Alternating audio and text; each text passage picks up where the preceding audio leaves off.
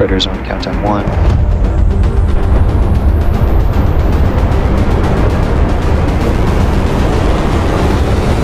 Flight directors go for launch.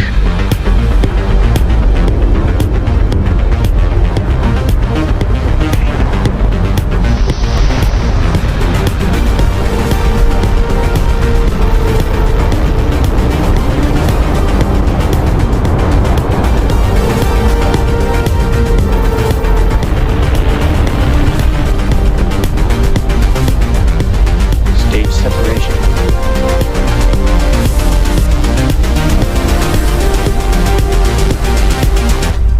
Booster landing burn startup.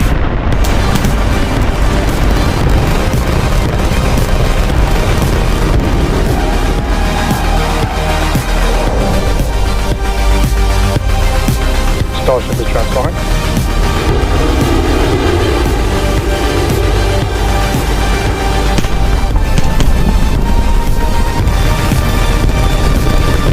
Booster has landed.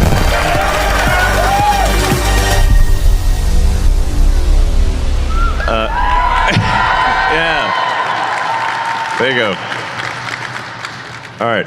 The gateway to Mars. So here we are.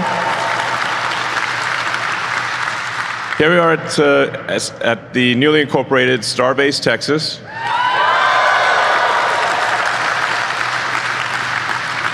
This is the first new city made in America in, I think, quite a few decades. At least that's what I'm told. And very cool name. And it's named that because it is where we're going to develop the technology necessary to take humanity and civilization and life as we know it to another planet for the first time in the 4.5 billion year history of Earth.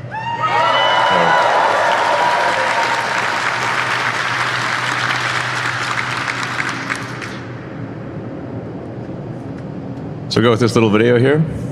This is how it started off, with basically nothing. So Starbase started off as basically a sandbar with nothing. Even those little things we built, obviously.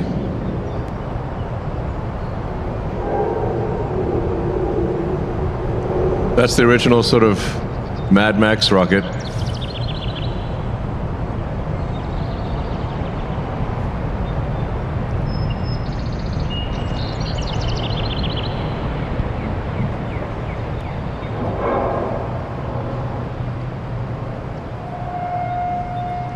This is where you discover lighting is very important for that Mad Max rocket.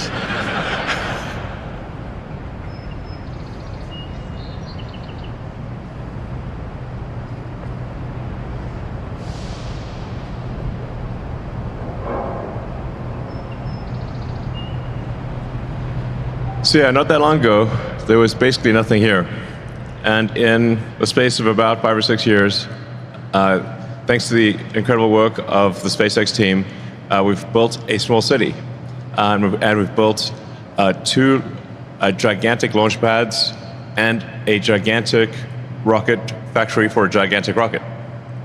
And the cool thing is, for anyone out there who's watching this, you can actually come and visit because our entire production facility and launch site are on a public highway.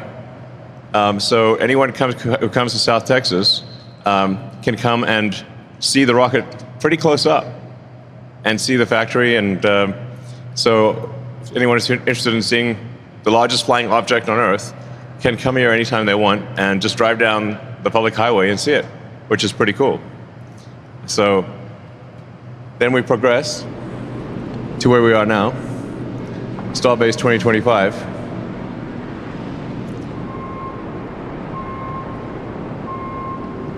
So we're now at the point where we can produce a ship roughly every 2 or 3 weeks. Now, we don't always produce the ship every 2 or 3 weeks because we are making design upgrades. But ultimately, we're aiming for the ability to produce 1,000 ships a year, so 3 ships a day.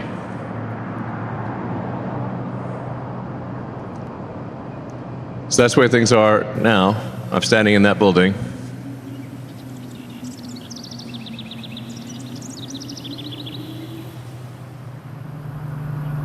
That's our hovercraft.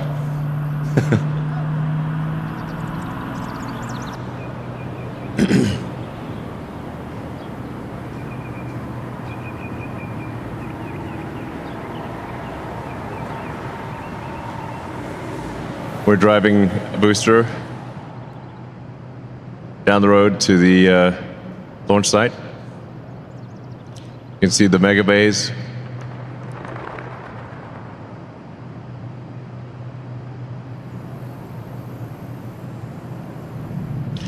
And as I said, what's cool, the cool thing for those out there watching this video is that you can actually just literally come here, drive down the road and see it, which is the first time in history that that's been possible. So all this cool stuff, that road on the left there, that highway is public, and you can just come here and see it, which I recommend doing. I think it's very inspiring to see. So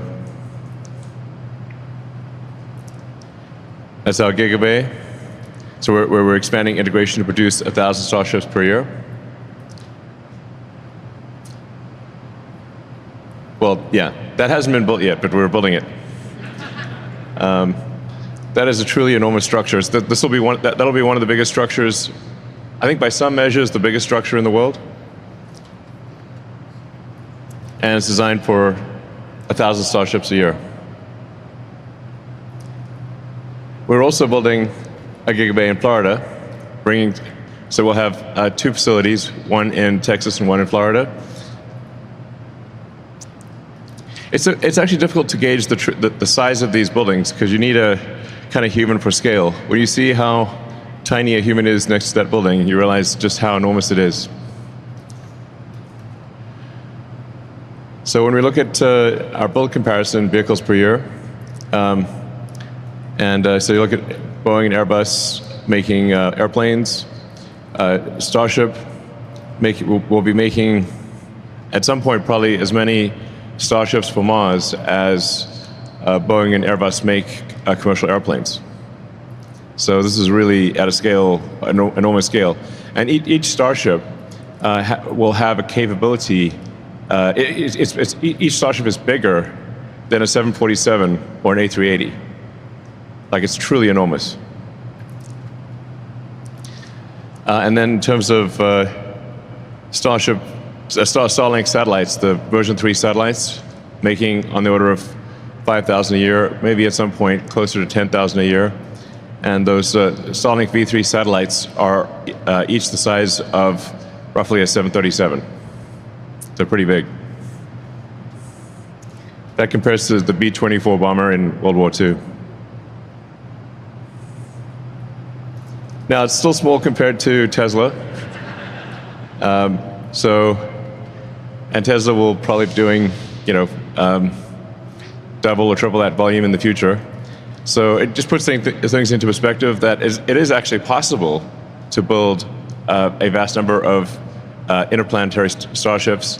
And even when you can compare things on the tonnage standpoint, Tesla is still, and other car companies are still building far more complex manufactured tonnage than SpaceX, which just really is a way of saying that it's very achievable. Like these numbers, while they are insanely high by traditional space standards, are achievable by humans because they have been achieved in other industries. Progress is measured by the timeline to establishing a self-sustaining civilization on Mars. That's how we're gauging our progress here at Starbase. So with each launch, especially in the early days of Starship, each launch is about learning more and more about what's needed to make life multiplanetary and to improve Starship to the point where it can be taking ultimately hundreds of thousands, if not millions of people to Mars. Ideally, we can take anyone who wants to go to Mars, we can take to Mars. And bring with it, bring all of the equipment necessary to make Mars self-sustaining, so Mars can grow by itself in a worst-case scenario, getting to the point where the fundamental fork in the road for human destiny is where Mars can continue to grow even if the supply shifts from Earth stop coming for any reason. At that point, we've achieved civilizational resilience, where Mars can potentially come to the rescue of Earth if something goes wrong, or maybe Earth could come to the rescue of Mars. But having two planets that are both self-sustaining and strong, I think is going to be incredibly important for the long-term survival of civilization. So, I think any given civilization is likely to last maybe, 10 times longer, maybe much longer, if it is a multi-planet civilization than if it is a single-planet civilization, because there's always some chance that, us humans could do something crazy like World War III, hopefully not, but it's possible, or that there could be some natural event like meteors or supervolcanoes or something that we don't expect, and then if we only have one planet, then that could be curtains. But if we've got two planets, we keep going, and then we go beyond Mars ultimately to the moon, maybe the asteroid belt, the moons of Jupiter, and beyond, and ultimately to other star systems, and we can be out there among the stars, making science fiction no longer fiction.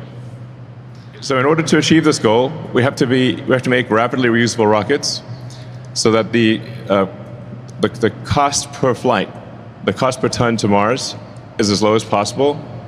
That's essential. So for that, rapidly reusable rockets, I said, it's actually 4 R's. It's like a pirate. RRR. It's like rapidly reusable, reliable rockets is the key. RRRR. Now congrats to the SpaceX team on making incredible progress on catching a giant rocket.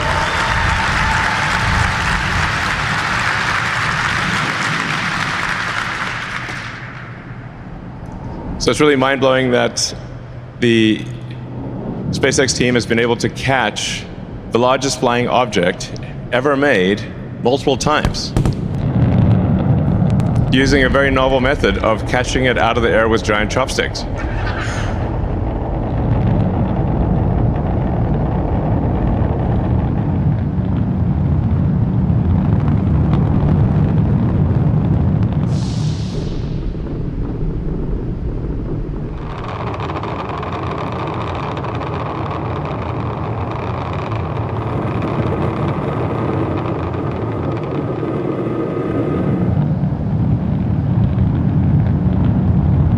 I mean, have you ever seen that before?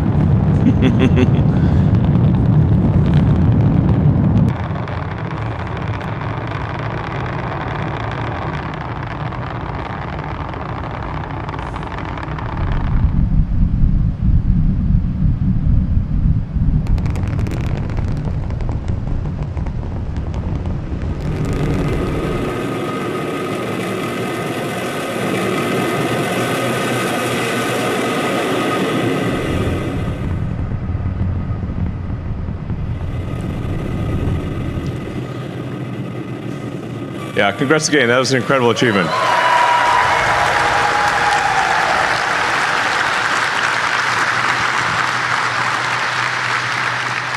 So the reason we are catching it in this way, which has never been done before, is in order to achieve the rapidly reusable portion of in order to make the rocket rapidly reusable. So if the super heavy booster, which is gigantic, it's like 30 feet in diameter.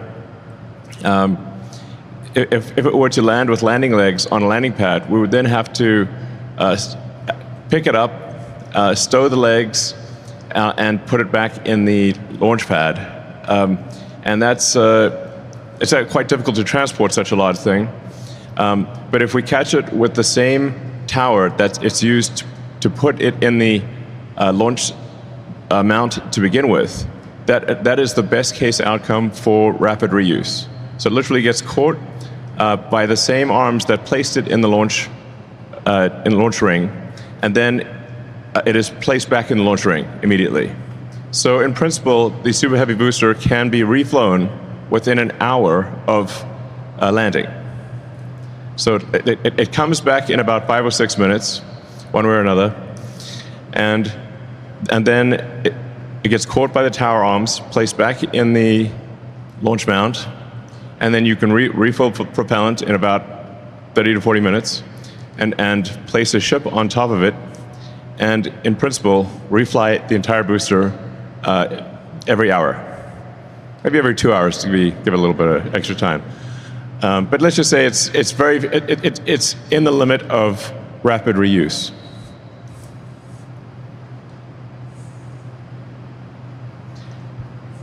And then the next thing we need to do is catch the ship too. So we haven't done this yet, but we will.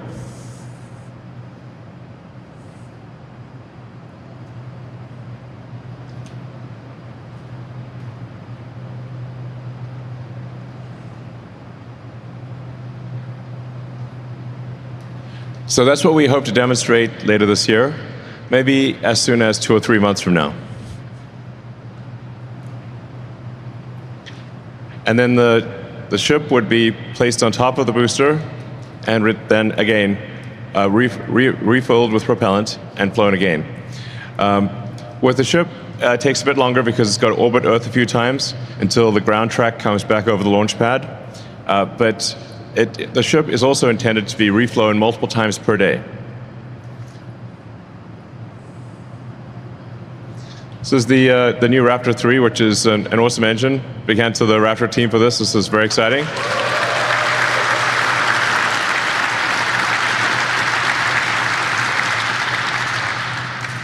So Raptor 3 is designed to require no base heat shield, saving a lot of mass on the bottom and actually improving reliability so that if there is, for example, a small fuel leak from the Raptor engine, it will simply leak into the existing flaming plasma and not really matter. Whereas a fuel leak, when the engines are contained in a box, is a very scary thing indeed. So this is a Raptor 3. It'll take it probably a few kicks at the can, but it is a massive increase in payload capability, in engine efficiency, and in reliability. So this is really a revolutionary engine. Raptor 3 is really, I'd say, kind of alien technology rocket engine.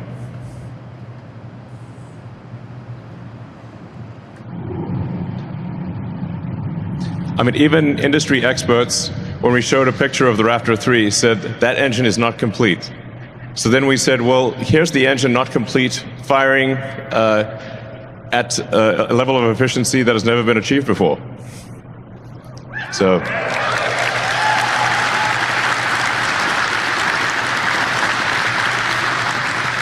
I mean, that is one clean engine.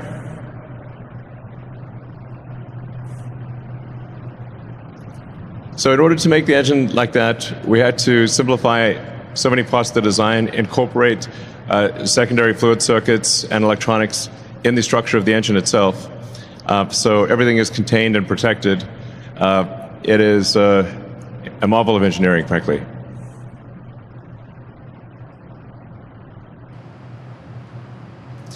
Then one of the other technologies that's key for Mars is doing orbital propellant transfer. So you can think of this like similar to aerial refueling for airplanes, but in this case it's orbital refilling of rockets, which has never been done before. But it is, technically feasible. I always feel like these things are a little NSFW, sort of. Listen, you got to transfer fluid somehow. This has got to be done. So the two starships would get together, and one starship would transfer fuel and oxygen. And actually, most of the mass is oxygen. It's almost 80% oxygen that gets transferred, a little over 20% fuel. And so once you send a starship to orbit with that's full of payload, and then you send a bunch of other starships up, and you would refill the propellant on that starship. And once the propellant tanks are mostly full, then you can depart for Mars or the Moon, or yeah. So this is an important technology which we should hopefully demonstrate next year.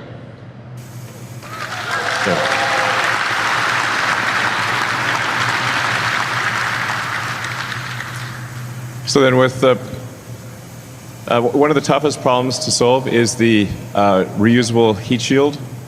So no one has ever developed a truly reusable orbital heat shield.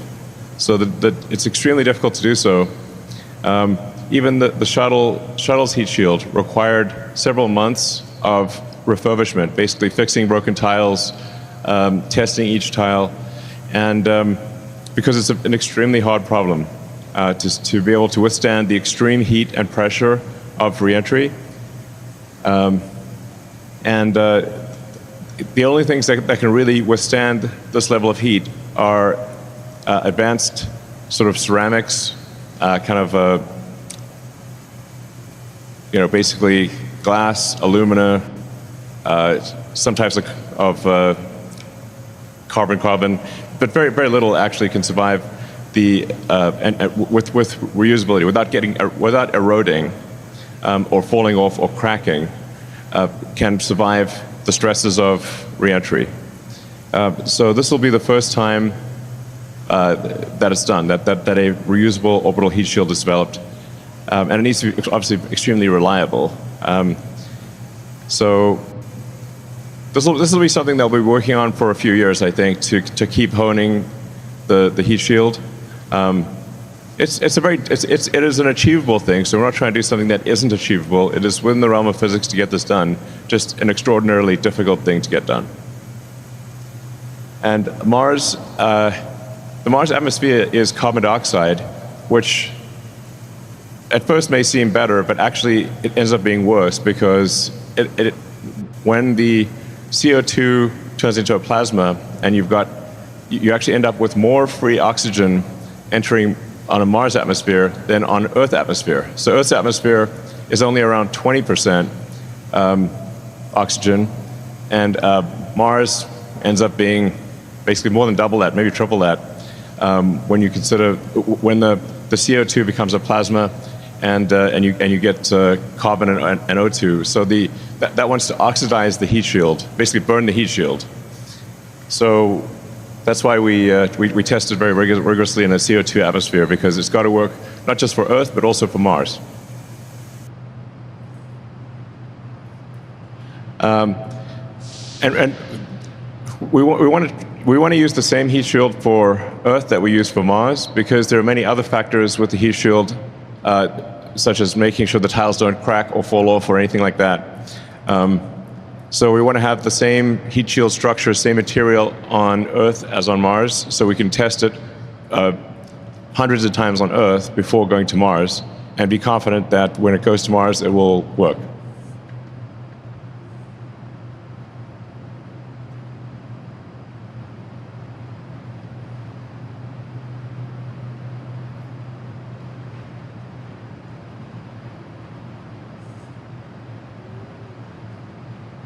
So we're developing some next generation starships, which have a number of improvements versus our current gen.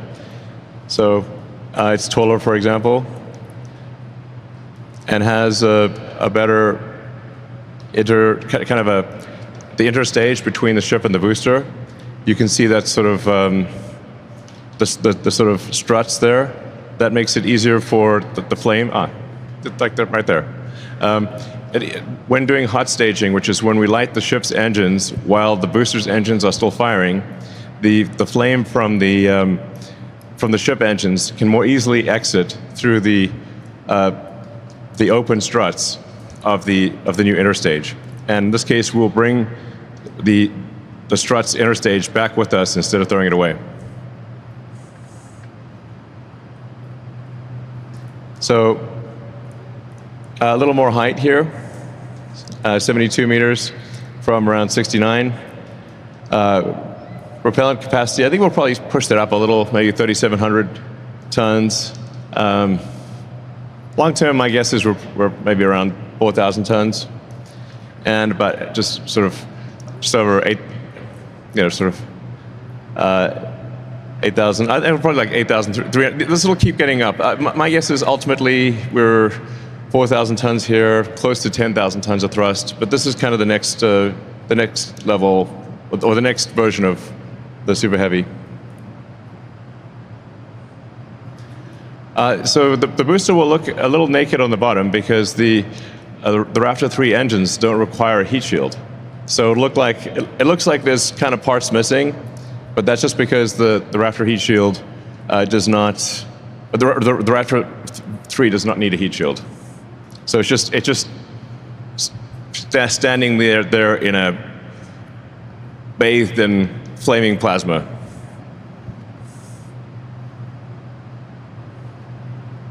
But it's a lot lighter. Yep. Integrated hot stage. I think it looks amazing. And then the ship's a little longer, a little more capable. Moving to 1,550 tons of propellant capacity. And my guess is this probably ends up 20% more than this long term. Yeah, you can see the heat shield is sleeker, so much smoother boundaries. As the boundary of the heat shield going to the leeward side is very smooth. No more jagged tiles. I think it looks very sleek.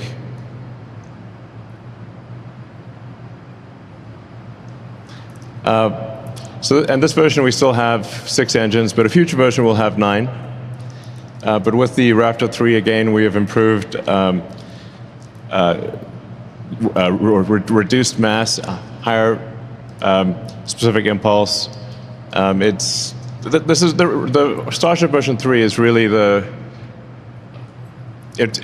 version that is, I think, achieves all of the key elements. I mean, generally with any new technology, it takes three major iterations of any any new technology to have it really work well. And this, with Raptor 3 and Starship and Booster version 3, it should be able to achieve all of the things that I just mentioned, which is a rapidly reusable, reliable rocket with orbital refilling. Basically, all of the ingredients necessary to make life multiplanetary will be achieved with version 3 of Starship, which we're aiming to launch for the first time at the end of this year.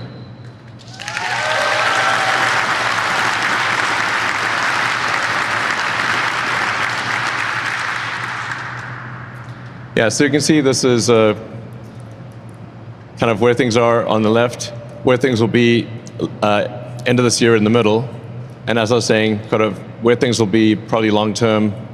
Yeah, 142 meters.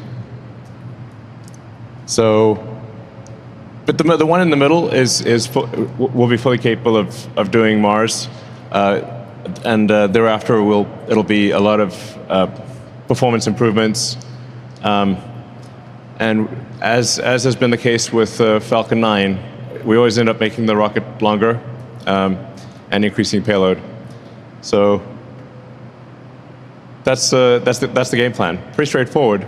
But it's important to emphasize, even with the rocket that we'll be launching just at the end of this year, it will be capable of making life multiplanetary, and thereafter it's just about continuing to hone the efficiency and capability of the rocket and reduce the cost per ton and reduce the cost per person to Mars. And like I said, ultimately make it so that anyone who wants to move to Mars and help build a new civilization can do so. So anyone out there, like, how cool would that be? And even if you don't want to do it, maybe that you have a son or daughter who wants to do that, or a friend who wants to do it. And I think it would be the best adventure that one could possibly do, is to go and help build a new civilization on a new planet.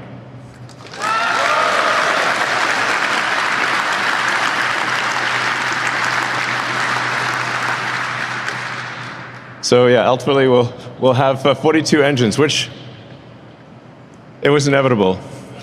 As the prophecy foretold, by the great prophet Douglas Adams in his, book, The Hitchhiker's Guide to the Galaxy.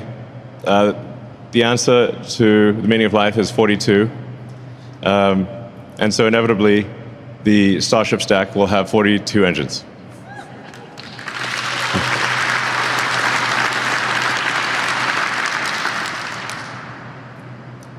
And in terms of payload to orbit, what's remarkable is that it's 200 tons of, Starship will have 200 tons payload to orbit with full reusability.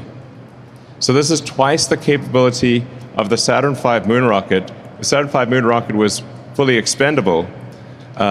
Starship is fully reusable, but will have twice the payload to orbit of the next biggest rocket that made it to orbit, which is the Saturn V.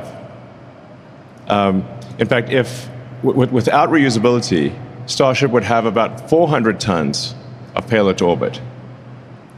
So this is a very big rocket, is what I'm saying.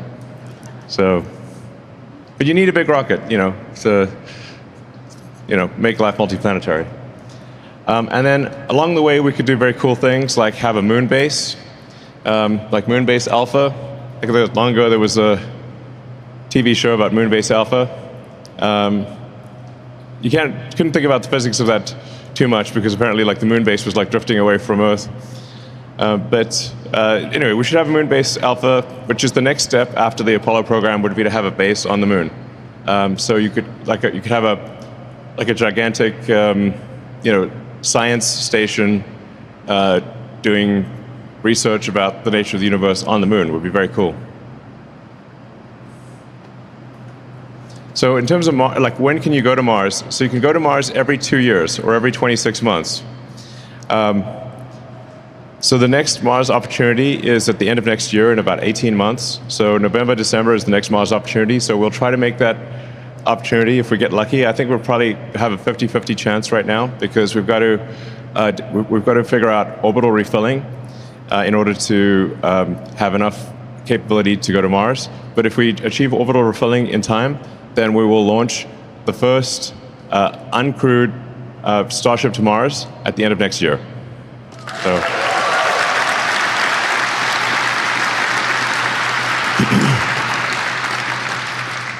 So this gives you an illustration of how does a spaceship go from Earth to Mars. So you got blue Earth there and red Mars.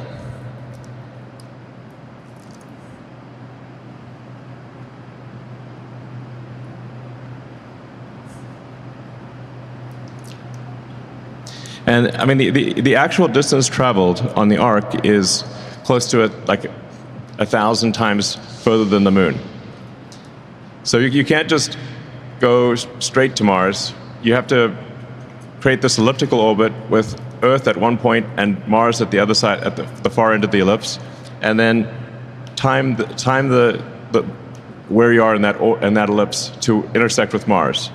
And this is the orbital transfer, how you do orbital transfer from Earth to Mars. And if you look on your Starlink Wi-Fi router, you'll see this image. Because the Starlink Wi-Fi is Starlink Internet is what's being used to pay for humanity getting to Mars. So I'd just like to thank everyone out there who has bought Starlink, because you're helping secure the future of civilization and helping make life multiplanetary and helping make humanity a spacefaring civilization. Thank you.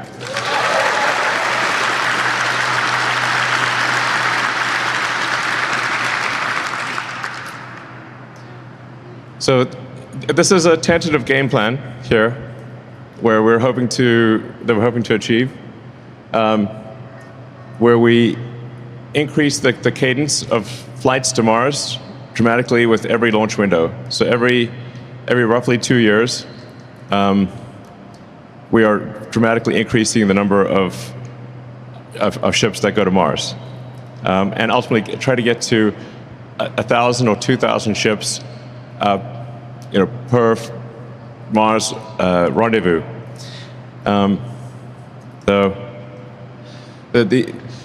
I mean, as a rough order of magnitude, this is just guesses, obviously, but we need to get about 1 million tons, is my guess, to the surface of Mars to make a civilization on Mars self-sustaining, and getting to that critical point where if the resupply ships from Earth stop coming for any reason, Mars still succeeds. Mars can still grow.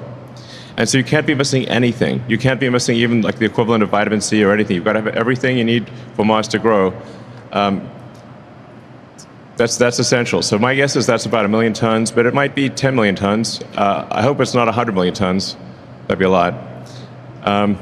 But we want to try to get to that point and secure the future of civilization as quickly as possible.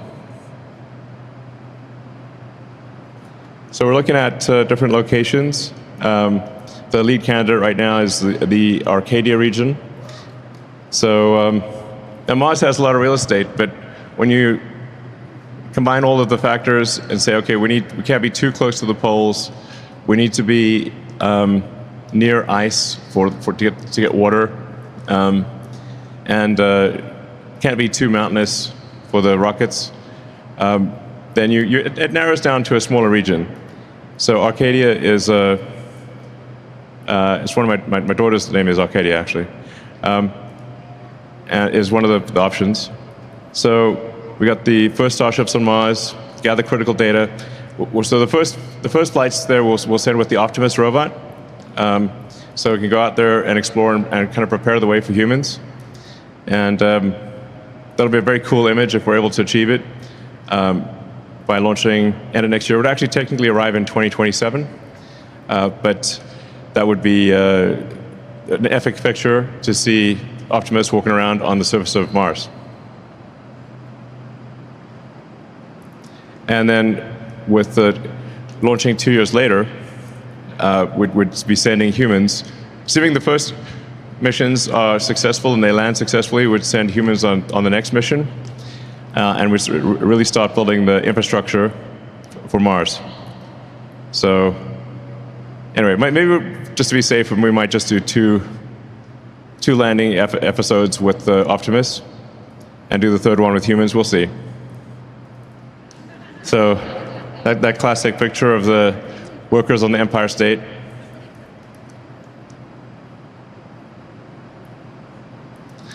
And then for communications on Mars, we'll be using a version of Starlink to provide internet on Mars.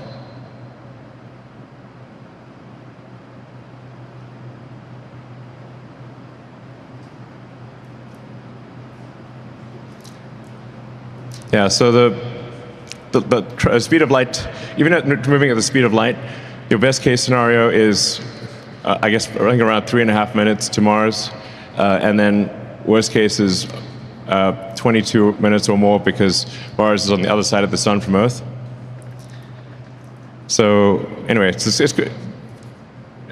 quite challenging to do high bandwidth communications with Mars, but Starlink will achieve that. Yeah, and then we'll have the first humans lay the groundwork for permanent presence on the surface. And yeah, the goal, like I said, will be to make Mars self-sustaining as quickly as possible.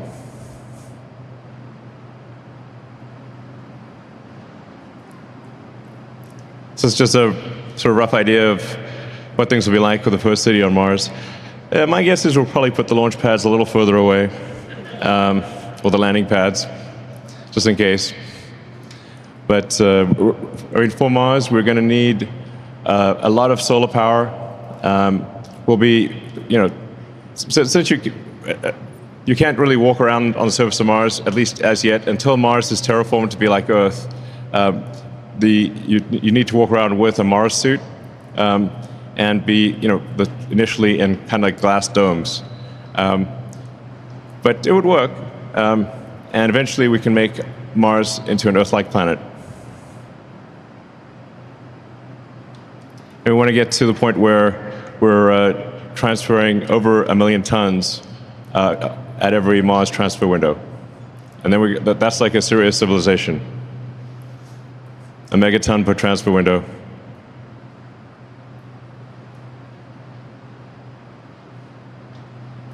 So, yeah. I have a lot of spaceports.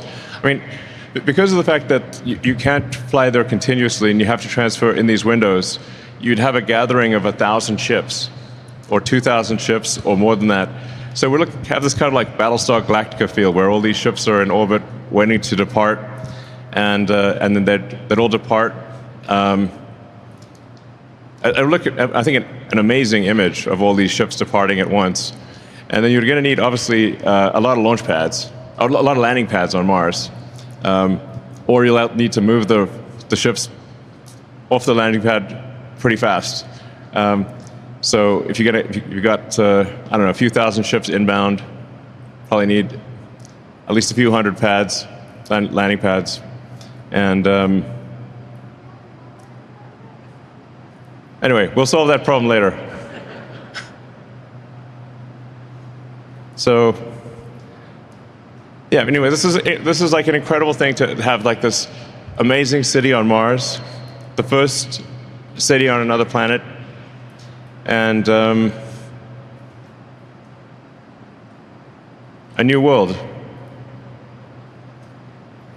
And it's also an opportunity to, I think, for the Martians to rethink how they want civilization to be.